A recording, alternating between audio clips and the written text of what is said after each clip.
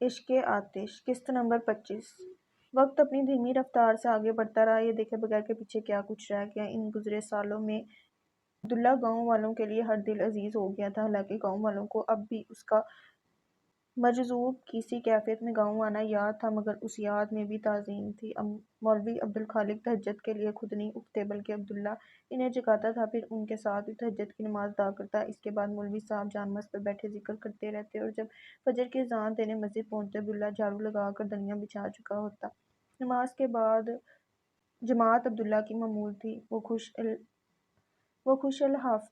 خوش الحانی سے تلاوت کرتا، مولوی صاحب پاس بیٹھے جذب کے عالم میں اسے دیکھتے جاتے۔ اس کی آواز میں بہت سوز تھا، جس کے کانوں میں بھی اس کی آواز جاتی وہ رک جاتا، پھر جب وہ تلاوت ختم نہ کر لیتا اپنی جگہ سے ہل نہ پاتا، پھر وہ دونوں اپنی دنیاوی ذمہ داریوں کی طرف لوٹ آتے، مگر ان میں الجھ کر نماز سے غافل نہ ہوتے۔ عصر کی نماز کے بعد عبداللہ حیدر لوہار کی دکان پر جانے کے بجائے گھر آ جاتا، کیونکہ گاؤں کے بچوں کو دینی اور دنیاوی تعلیم دینا مکمل طور پر اس کی ذمہ داری تھی۔ انہی بچوں کے درمیان وہ بچہ بھی بیٹھا فیض پایا، جسے اب عبداللہ اپنا بیٹا کہتا تھا۔ وہ اپنے بیٹے کی تربیت کے لیے بہت فکر مند رہا کرتا، بہت پیار اور توجہ کے ساتھ ایک بہترین انسان کے ہاتھوں اس کی پرورش ہو رہی تھی۔ عشاء کی نماز کے بعد عبداللہ گاؤں کی روزانہ بیٹھک میں بھی شامل ہوتا، مگر وہ اتنا کم سخن ہو گیا تھا کہ اس کی آواز اس بیٹھک میں کم ہی نکلتی تھی۔ پانچوں وقت کی نماز میں اس کا بیٹا بہت شوق سے اس کے ساتھ جماعت میں شامل ہوتا، مگر یہ وقت اسے بور کر دیتی تھی اور وہ اکثر بیٹھک کے دوران عبداللہ کی گود میں لیٹ کر سو جاتا۔ زندگی ایک ڈگر پر چل پڑی تھی۔ خوشی کا احساس تو ہمیشہ کے لیے مٹ چکا تھا، مگر زندگی میں اب سکون تھا۔ اب ان کا سودا عبداللہ کو نڈھال نہیں کرتا تھا۔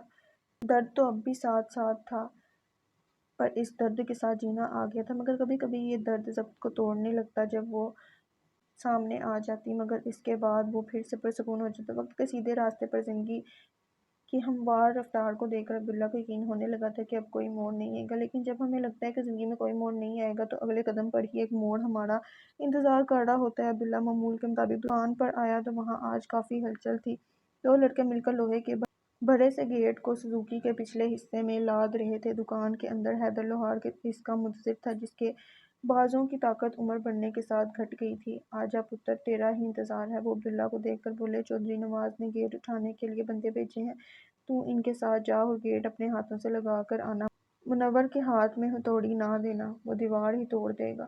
عبداللہ مسکرا کر سر ہلاتا باہر آ گیا۔ گیٹ لادا جا چکا تھا۔ وہ سوزوکی کے پچھلے حصے میں چڑھ کر بیٹھ گیا۔ سوزوکی چل پڑی تو منور خوشامدی لہجے میں بولا، ماسٹر جی، آج تو ابا ساتھ نہیں، گیٹ میں لگا دوں؟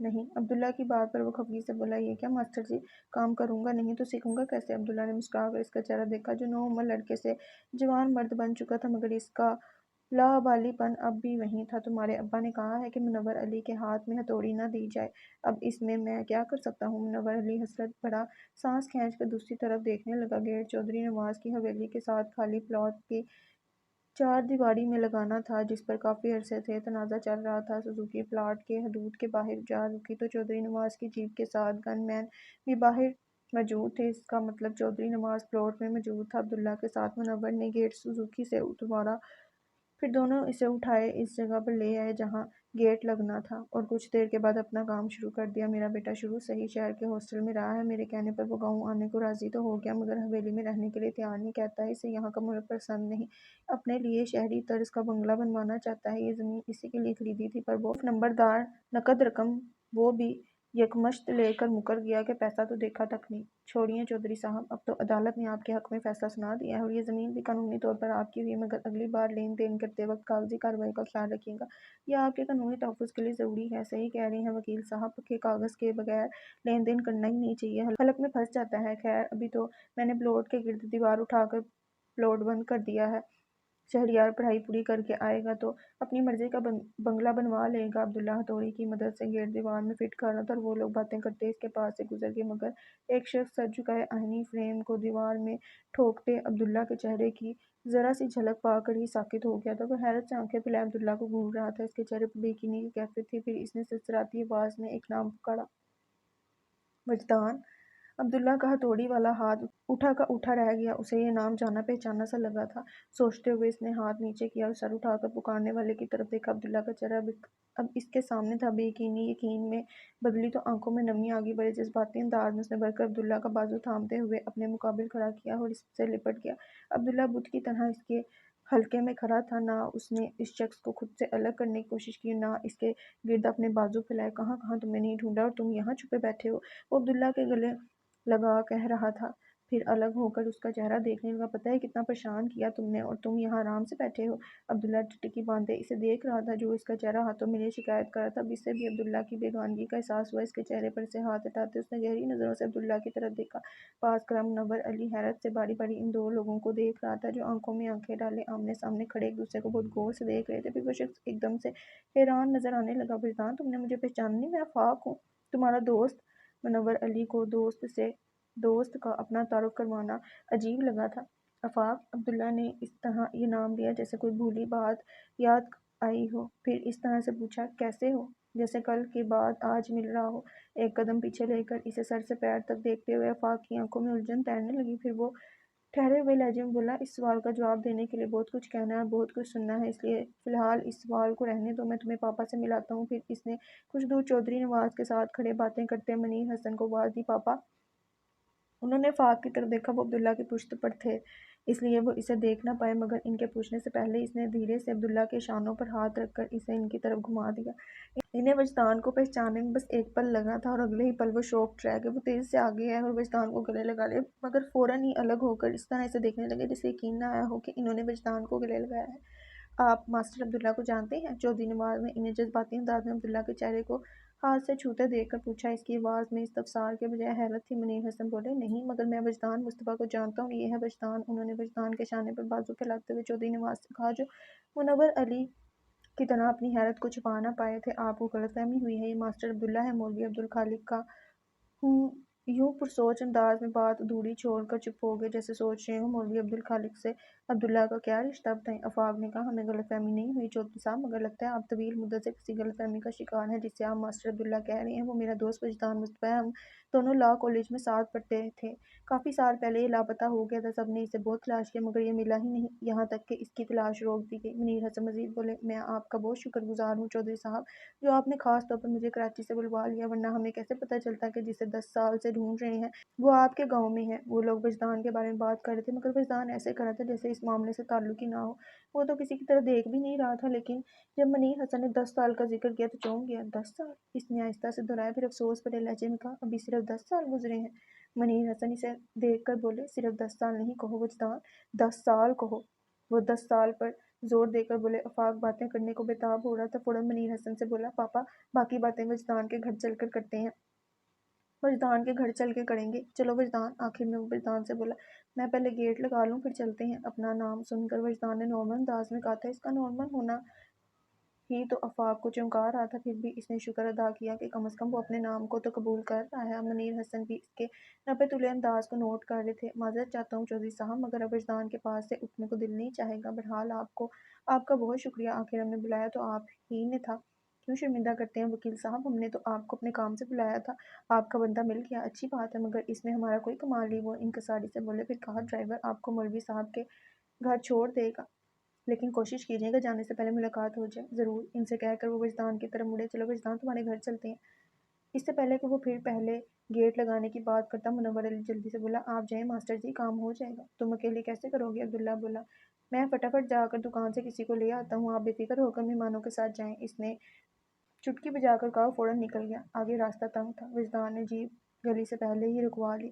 چودھری کے جیپ سے ماسٹر عبداللہ کو اترتے دیکھ کر گاؤں کے لوگ حیران رہ گئے۔ مزید حیرت تب ہوئی جب اس کے ساتھ اپنی وضع قطع سے شہری نظر آنے والے مہمان مولوی صاحب کے گھر میں داخل ہوئے۔ ملانی جی صحن میں چارپائی میں بیٹھی دوپہر کے کھانے کے لیے سبزی کاٹ رہی تھی، وجدان کو گھر میں آتے دیکھ کر حیرت سے بولی، بڑی چھیتی آ گیا عبداللہ، طبیعت تو ٹھیک ہے؟ جی، اس نے مختصر جواب دیا، مگر تب تک ملانی جی کی نظر اس کے پیچھے اندر داخل ہوتے سوٹڈ بوٹڈ مردوں پر پڑ چکی تھی۔ انہیں فوراً اندازہ ہو گیا کہ یہی دونوں عبداللہ کی جلدی گھر آنے کی وجہ ہیں۔ عبداللہ ان کا تعارف کروائے بغیر ہینڈ پمپ پر جا کر منہ ہاتھ دھونے لگا۔ ملانی جی نے اس سے پوچھنے کا قصد کیا، مگر فوراً ہی ارادہ بدل بھی لیا۔ اس کے ہوں ہاں میں بات کرنے کی عادت کی وجہ سے جتنی دیر میں اس کی زبان سے पूरी बात निकलती आगे वाला सवाल करके तंग आ जाता, इसलिए वो बराह रास्त इन दोनों से बोली, आप लोग कौन हैं? मनीर हसन ने जवाब देने के बजाय सवाल किया, मौलवी अब्दुल खालिक से मुलाकात हो सकती है? उन्होंने इस बात में सही लिया, फिर चारपाई से उठती उनसे बोली, आप लोग बैठे, मैं मौलवी साहब को बुला कर लाती हूँ। फिर चलती हुई दरवाज़ा खोलकर दुकान में चली गई। चारपाई पर बैठकर आफाक ने वजदान को देखा, तौलिए से हाथ खुश करता हुआ ज़ाहिर पुरसकून लग रहा था, मगर आफाक इसके अंदर की इज़्तिराब को महसूस कर रहा था। अस्सलाम वालेकुम। मौलवी साहब के सलाम करने की आवाज़ को सुनकर आफाक इनकी तरफ मुतवज्जो, फिर मनीर हसन के साथ फ़ौरन ही इस बुजुर्ग शख्स के एहतराम में खड़ा हो गया। इन दोनों से बारी बारी हाथ मिलाया। मौलवी साहब ने इन्हें बैठने को कहा और खुद भी इनके साथ ही बैठ गए। आप हजरात अपना तारुफ करवा दीजिए। वो दोनों सोच रहे थे कि कहाँ से बात शुरू करें कि मौलवी साहब ने इनकी मुश्किल आसान कर दी। आफाक ने मनीर हसन की तरफ देखा, फिर मौलवी अब्दुल खालिक को देखकर बोले, ये मेरे वालिद हैं, एडवोकेट मनीर हसन, और मेरा नाम आफाक है। मैं वजदान का पुराना दोस्त हूँ। फिर उनको चंबे में पड़ता देखकर फ़ौरन बोला, मेरा मतलब है अब्दुल्ला का। वो रुका, फिर गोया हुआ, असल में मौलवी साहब बात यह है कि जिसे आप अब्दुल्ला कहते हैं वो दरअसल वजदान मुस्तफ़ा है। मौलवी साहब ने कभी सोचा नहीं था कि एक दिन कोई अब्दुल्ला से शनासाई का दावा करता इनके घर चला आएगा। वो पहले तो हैरान हुए, फिर खुश। इसके बाद इनका दिल बैठने लगा। उन्होंने 10 साल तक अब्दुल्ला को अपना बनाकर अपने साथ रखा था, मगर एक पल में ही वो अब्दुल्ला से वजदान होकर पराया हो गया था। वो पराये को अपना कैसे कह सकते थे? रात गहरी हो चुकी थी।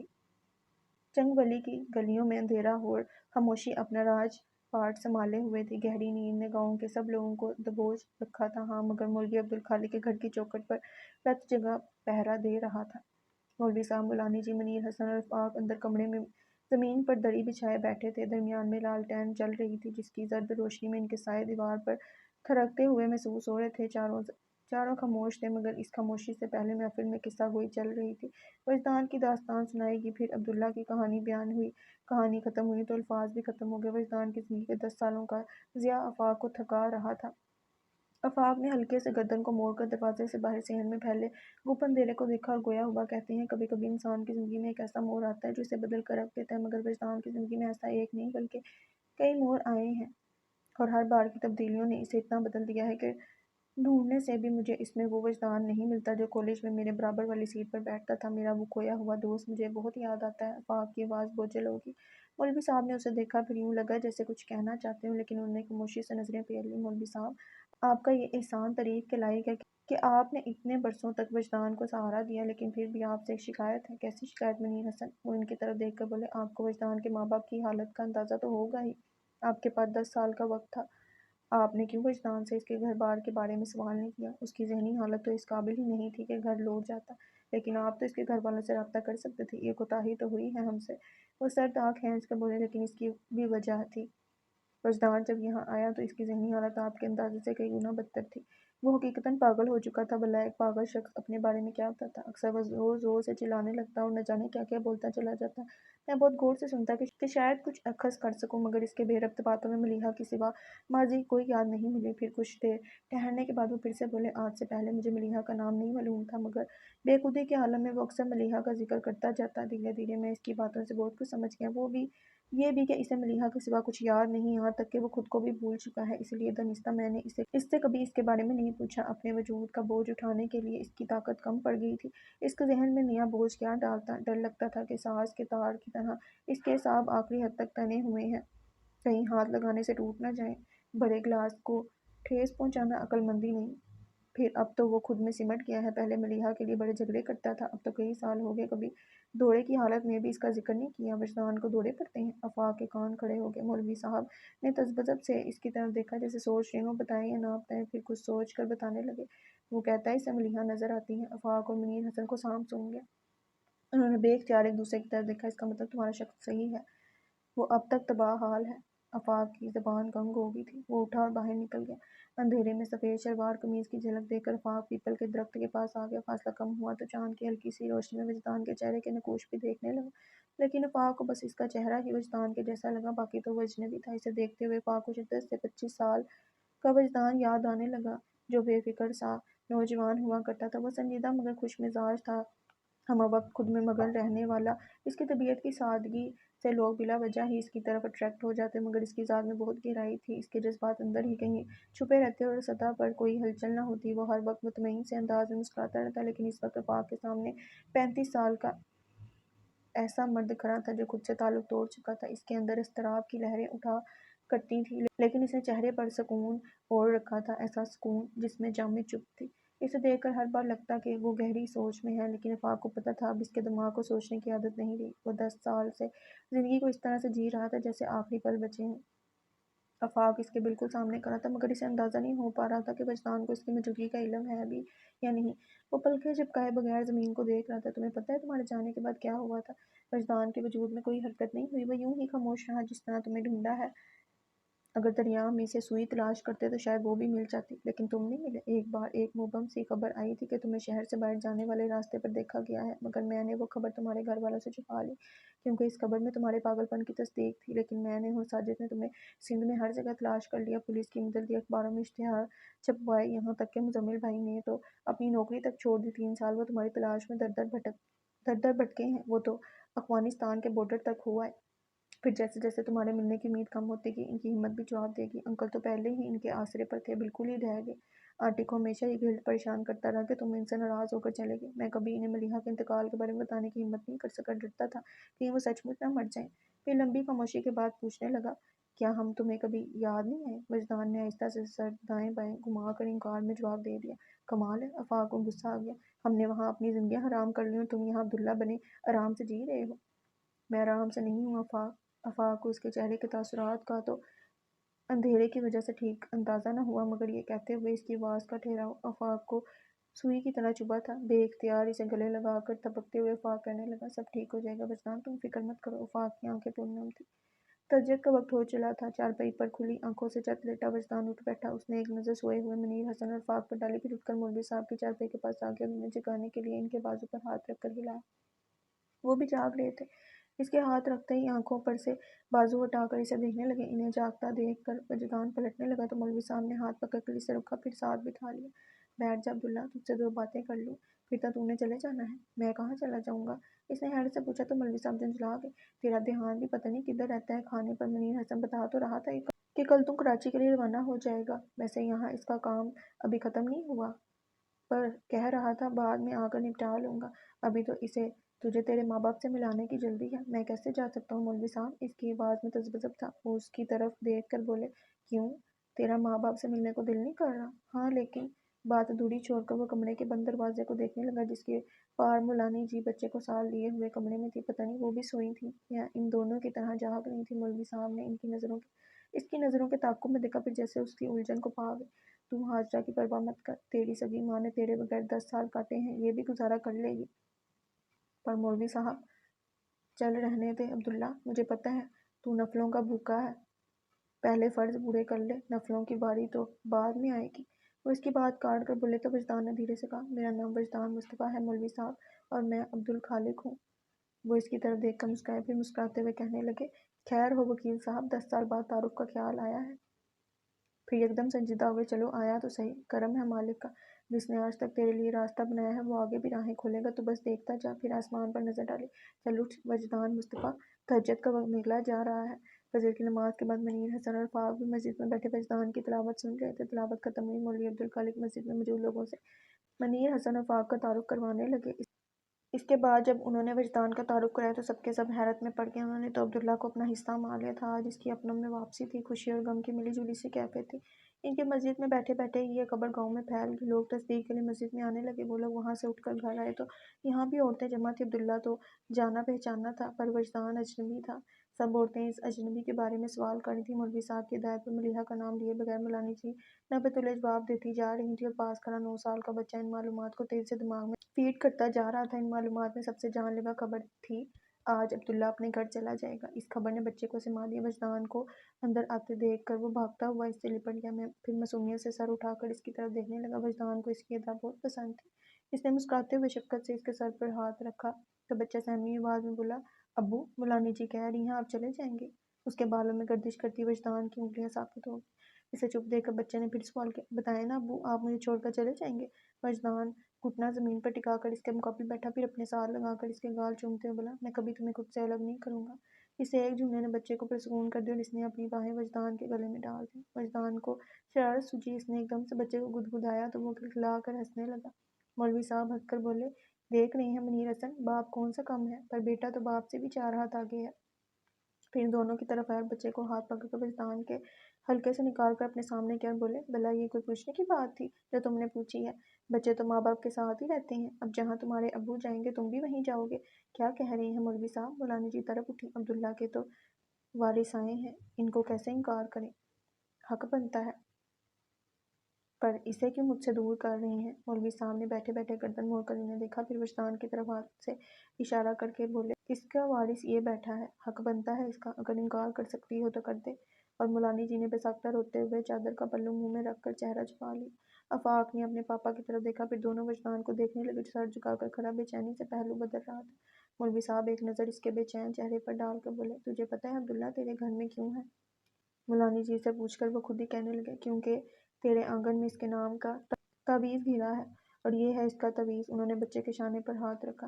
یہ نہیں گیا تو عبداللہ نہیں جائے گا، اس کا جانا ضروری ہے حاجرہ، اس کے جانے میں رکاوٹ نہ ڈال، ماں باپ کی آنکھیں ترس گئی ہوں گی، 10 سال کم نہیں ہوتے، میرا آنگن خالی ہو جائے گا۔ مولوی صاحب وہ ستی ہوئی آواز میں بولی، تجھے پتہ تو تھا جس نے دیے ہیں وہ لینے پر بھی قادر ہے، پھر دل کیوں لگایا حاجرہ؟ ان کی عزردگی بتا رہی تھی کہ دل تو وہ بھی لگا چکے تھے۔ وہ اٹھ کر وجدان کے پاس آئے۔ پہلے لگتا تھا اسے اس کی ماں اپنے لیے پیدا کر کے چھوڑ گئی، پر اب یقین ہو چلا ہے اس کی ماں نے اسے پیدا ہی تیرے لیے کیا تھا۔ سونے رب کا یہی کھیل ہے، بندہ بندے سے جڑا رہے، اس لیے تقدیریں جوڑ دیتا ہے۔ اب اگر اس کی تقدیر ہی تیرے کھاتے میں لکھی ہے تو کوئی کیا روکے، جا اسے بھی اپنے ساتھ لے جا۔ شکریہ مولوی صاحب۔ کل سے جو بے چینی اس میں پھیلی تھی وہ ایک دم سے ختم ہو گئی تھی، اب وہ پرسکون نظر آ رہا تھا۔ پھر اس نے جا کر پیچھے سے مولانی جی کے کندھے پر ہاتھ رکھ دیا۔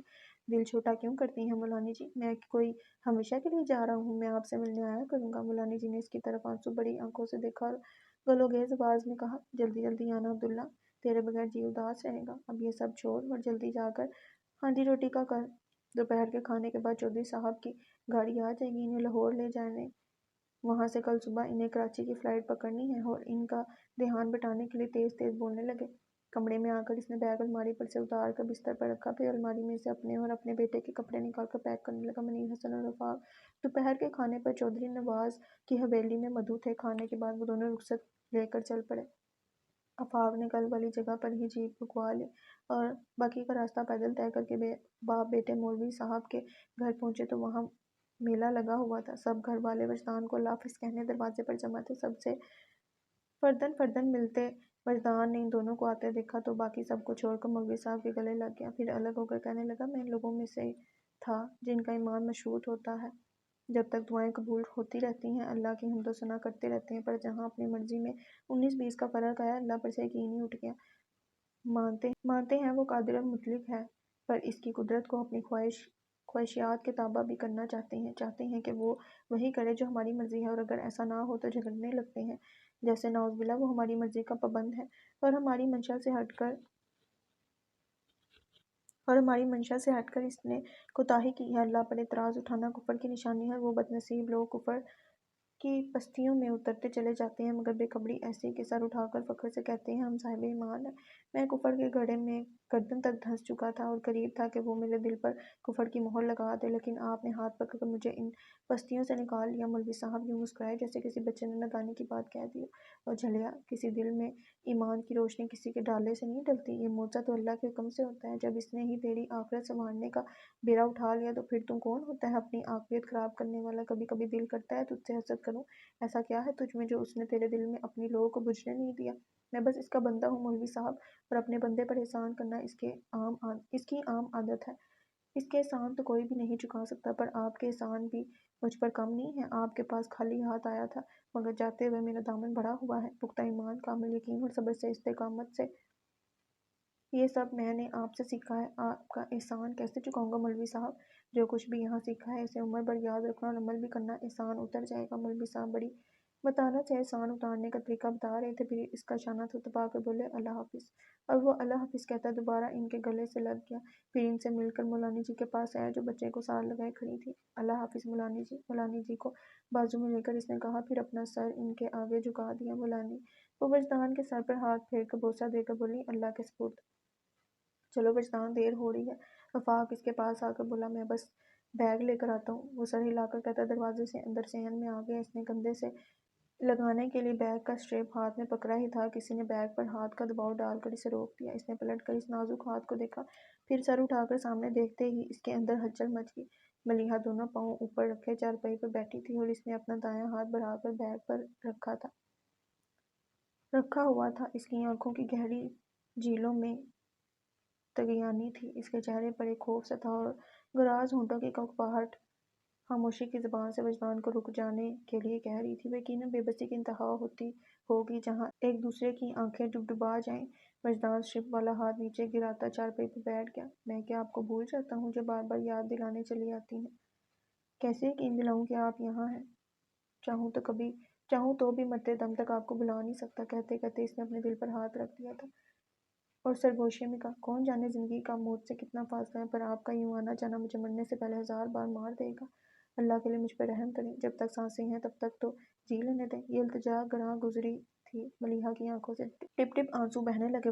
वजदान में इस मंजर को देखने की ताब नहीं थी। धीरे से बोला, मुझे इजाज़त दीजिए। मलिहा ने सख्ती से पलकों को बंद किया और सारे आंसू एक साथ गिरा दिए, फिर धीरे से अपना हाथ सिमट कर उठा लिया। आज शायद मलिहा को सचमुच वजदान पर रहम आ गया था। वजदान ने बेयकीनी से इसे देखा, चेहरे को जरा सा झुकाए यूं दूसरी तरफ देख रही थी जैसे इसका जाना देखा न जाए। वजदान का इसके पास से उठने को दिल नहीं चाह रहा था। जानता था इसका जाना मलिहा से सहा नहीं जाएगा। लम्हा लम्हा किसी को खुद से दूर होते देखना आसान नहीं है और ये मुश्किल काम हमेशा वजदान ने किया था। मलिहा को बस एक बार इसे खुद से दूर जाते देखना पड़ा था और इस दिन वजदान के जाने से मलिहा की जान चली गई थी, मगर जाना मजबूरी थी। वजदान ने नज़र चुरा कर स्ट्रैप कंधे पर रखा और आहिस्तगी से उठ गया। दरवाजे के पास पहुंचकर इसने बेख्तियार पलट कर देखा, वो जा चुकी थी। वजदान को शिकायत सी होने लगी, खुद से मेरा जाना देखा नहीं जाता और मुझे बार बार इस इम्तिहान में डालती है। फिर वो मुड़ा और दरवाजे से निकल गया। फाक को मौलवी साहब की बात पर यकीन नहीं आया था, पर जो अपनी आंखों से देखा इसे कैसे झुठलाता। वो दम्बा खुद सा वजदान की तकलीफ में घर से बाहर आ गया।